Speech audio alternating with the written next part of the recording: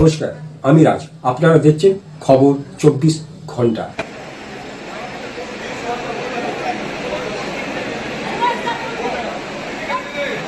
এরপরে আমি 21শে জুলাই আমাদের এখন আমরা 21শে জুলাইয়ের আজকের এই প্রস্তুতি মঞ্চে মাননীয় রচনা বন্দ্যোপাধ্যায় মহাশয়া উপস্থিত আছেন।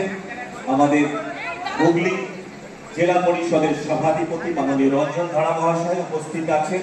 হুগলি শ্রীরামপুর আমার আইএনপি জেলার চেয়ারপারসন এবং জেলার সভাপতি থেকে শুরু করে প্রত্যেকে আমাদের নির্দেশ দিয়েছেন আমাদের 21শে জুলাইটা এবারে সর্বোচ্চ রেকর্ড সংগ্রহ লোক দিয়ে ভরিয়ে দিতে হবে, কারণ আগামী 26শে আমাদের যে নির্বাচন আছে সেই নির্বাচনে 21শে জুলাই যে জনসমর্থন, যে জনস্রোত, সেটা দেখে যে বিরোধী দল যারা আছে তারা যেন কোনোদিন স্বপ্ন দেখার সাহস না পায়, তারা ভাবনাতেও যেন না থাকে।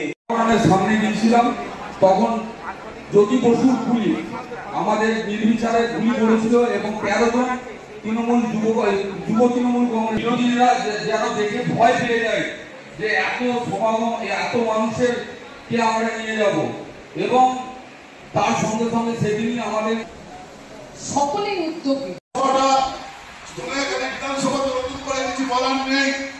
এই ধনিয়াখালী বিধানসভার 17টা আঞ্চলিক সভাপতিরা এখানে উপস্থিত রয়েছেন, গ্রাম পঞ্চায়েতের সদস্যরা উপস্থিত রয়েছেন।